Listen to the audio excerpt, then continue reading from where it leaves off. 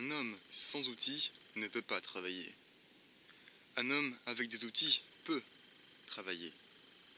Un homme avec la connaissance des outils va bien travailler. Dans cette vidéo, j'aimerais vous présenter les différents outils coupants qui ont une utilité dans la pratique du bushcraft.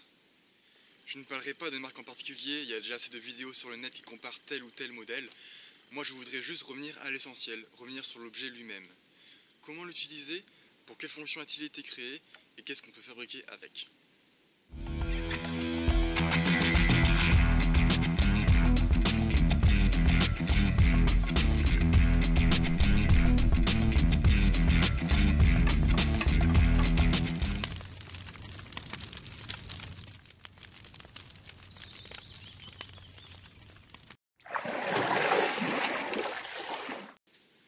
Premier outil, la hachette.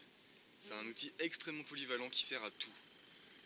Essentiellement pour le gros œuvre, c'est-à-dire pour l'abattage ou coupage de gros troncs, mais aussi peut être utilisé pour les œuvres un peu plus fines. Si je prends ma hachette un peu plus vers la fer de hache, je peux couper très doucement. Celle-ci est un peu courte. Idéalement, c'est la taille de l'avant-bras. Ça aurait été bien d'avoir une hache un peu plus grande, comme ça. La hachette permet aussi d'abattre quelques petits arbres, comme ce petit tronc. Il faut d'abord dégager le côté, enlever la mousse et tout ce qui pourrait gêner, pour rendre plus visible.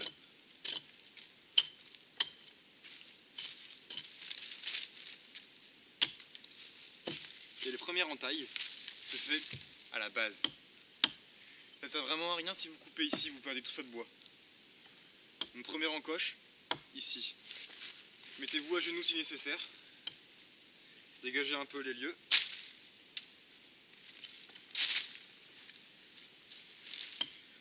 Assez loin de votre corps, de votre jambe, de votre genou. Et ensuite, on prend un grand coup et on laisse la hache s'abattre sur le tronc, le bois. Vraiment, je force pas, c'est un mouvement qui est ample.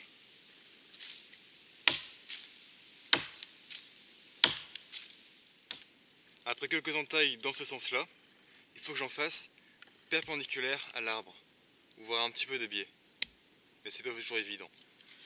Comme ça, je peux enlever la matière qui est au centre.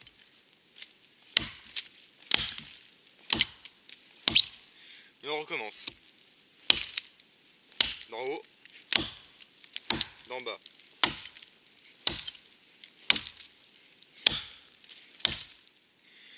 Voilà, quand je suis arrivé à plus de la moitié dans le tronc, j'ai commencé à couper de l'autre côté, mais un peu plus en haut, pour éviter que l'arbre se casse.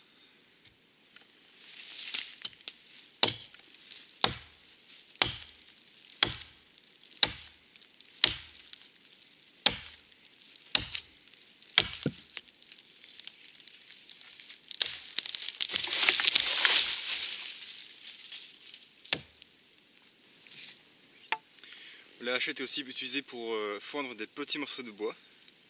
Donc quand ils sont tout petits comme ça, je vais faire la coupe précise. Je positionne ma hache en plein milieu, je donne un tout petit coup, le temps que la lame rentre dans le bois. Voilà, c'est bon. Faites très attention à votre main, si c'est du châtaignier ou un truc qui se fend très bien, attention à vos doigts pour pas qu'il fasse couper. Et ensuite, quand la lame est dans le bois, je donne des coups à côté. Et voilà. Ensuite, quand je veux retailler quelque chose, je positionne ma main comme ceci, c'est-à-dire que le pouce est sur le sommet du bout de bois, il n'est pas dedans, parce que je peux me couper ainsi, il est sur le côté. Comme ça je peux monter assez haut, sans risque de me couper.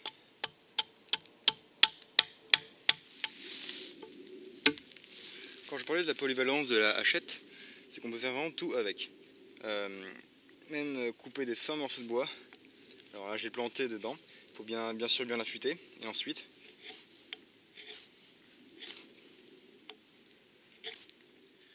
faites bien attention quand vous achetez vos haches. Vous pouvez voir sur les manches, sur les bas des manches, il faut que les fibres soient orientées de cette façon, parallèle à l'axe de la hache. Si elles sont dans le sens perpendiculaire, le manche de hachette peut casser, et c'est un vrai problème. Le fer de la hache, assurez-vous que le fer de la hache est bien aligné avec le manche. A chaque fois qu'on se déplace, il faut protéger la lame, sinon c'est votre chair qui en pâtira. Toujours un écu en cuir, c'est préférable. Hop. Et aucun risque de se blesser. L'outil pour fendre du bois le plus pratique reste la hache. Le couteau c'est plus difficile, surtout quand on a des sections comme celle-ci. Alors.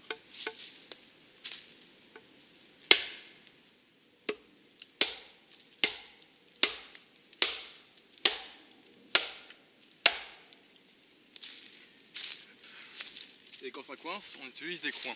C'est des morceaux de bois taillés en forme de V qui vont venir élargir la fissure.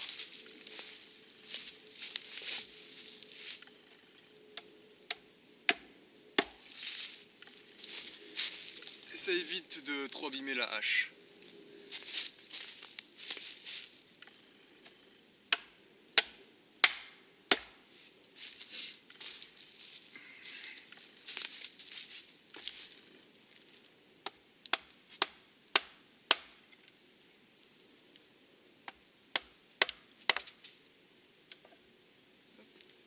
De la hache, on n'utilise que les coins en bois, qui est beaucoup plus sécurisant.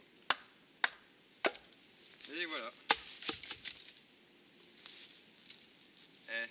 C'est pas beau ça?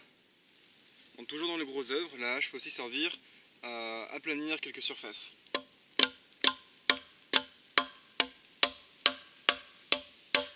Ou alors pour couper du bois de moyenne section, comme celui-ci, des tailles variant du doigt jusqu'à une cuisse. On peut aussi utiliser la hache, c'est pas trop contraignant. Pour cela, on se place sur le genou, les jambes assez écartées, assez loin du tronc pour pas que la hache arrive sur le genou et entaille une artère. On la tient à deux mains ou une main, ça dépend. Et ensuite, on fait une encoche à 45 degrés, ici, puis de l'autre côté. Et c'est comme ça qu'on enlève de la matière. Et on recommence l'opération. Au besoin, on retourne le bout de bois. Il faut toujours qu'il soit stable, posé contre le sol. Attention de ne pas avoir de cailloux derrière pour ne pas abîmer votre lame. Et ensuite, on recommence.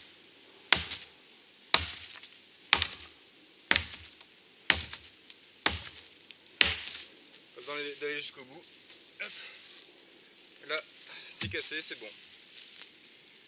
Autrement, on peut aussi prendre un morceau de bois ici, là.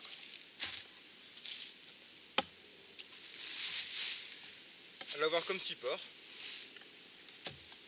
Ici. C'est mieux si vous calez le bout de bois avec soit votre pied, soit quelque chose qui soit lourd. Et on recommence ici. L'avantage c'est que là c'est qu'on a un truc qui est stable et qui ne s'enfoncera pas dans le sol.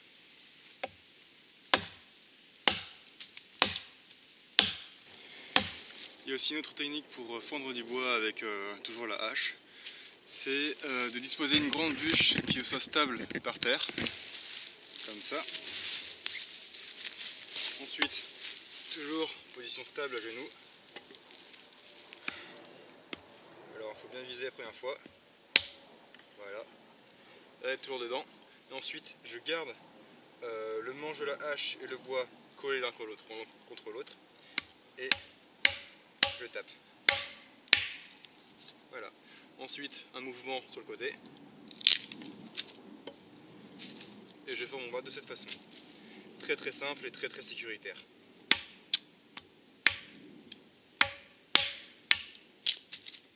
Si on désire tailler un autre morceau de bois un peu plus gros, les troncs comme ça, ronds, c'est pas terrible, donc il faut plutôt l'aplanir.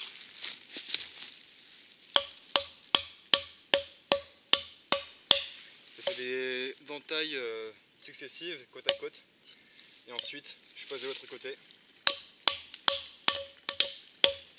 Et je commence à avoir un truc qui est déjà assez plat. Ensuite je dispose un morceau de bois par-dessus, et je peux tailler librement.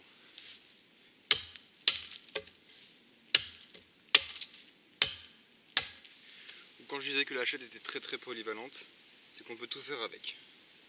La preuve, ça peut aussi faire marteau. en utilisant la tête de hache. Encore pour le marteau.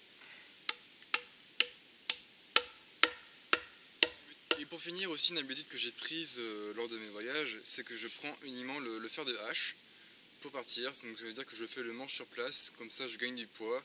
Je fais aussi sur le tas, ça passe le temps et franchement il n'y a pas plus bushcraft.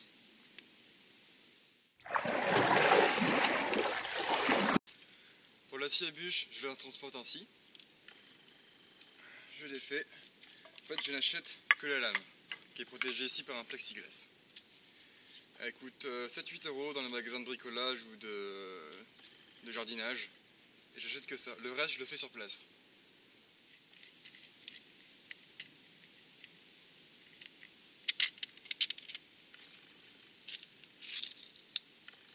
Voilà, donc la scie à cadre est démontable. J'emboîte en tournant mortaise. Là. Ensuite, de l'autre côté, la scie, je la positionne dans des fentes déjà faites, ici, et je serre le tout avec la vis, qui est là.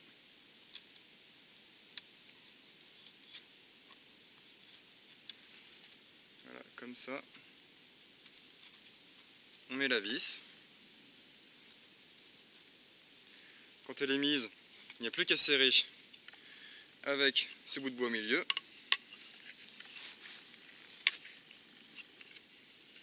Tout se resserre.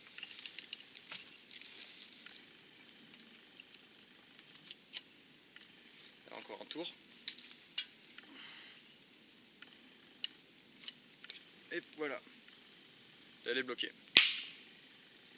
Et la lame, elle est super rigide. Parfait. Pour scier, c'est pas compliqué. Je prends la scie du côté le plus gros, là où j'ai fait le manche. Je mets la main sur le doigt sur la scie pour pas faire les premiers traits et éviter de me couper aussi.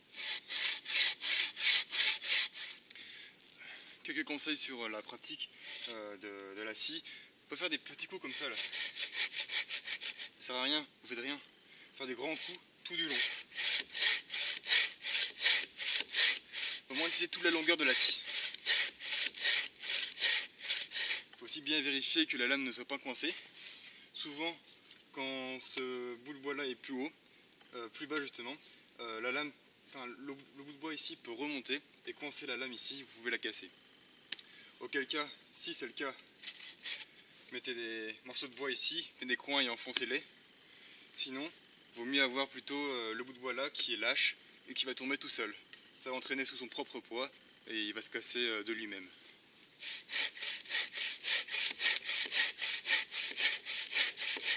Le compte, c'est sûr que ça fait les muscles. Petite astuce aussi, si vous pouvez donner quelques coups juste en bas, ça sera un peu mieux parce qu'en fait la coupure sera plus nette, plus jolie. Donc la scie à bûche, c'est vraiment un outil pour couper du bois pour le feu de camp ou bien alors les constructions. Les plus petits morceaux, ils peuvent être coupés à la hache pour allumer le feu, pour l'alimenter et pour le commencer.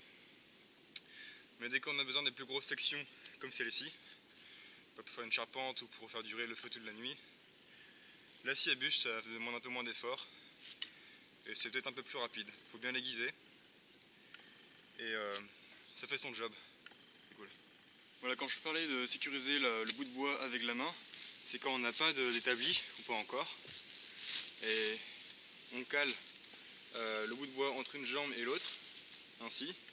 Et pour éviter de se couper la main là, on fait d'abord quelques encoches, et ensuite on passe la main dans le cadre et on continue de scier.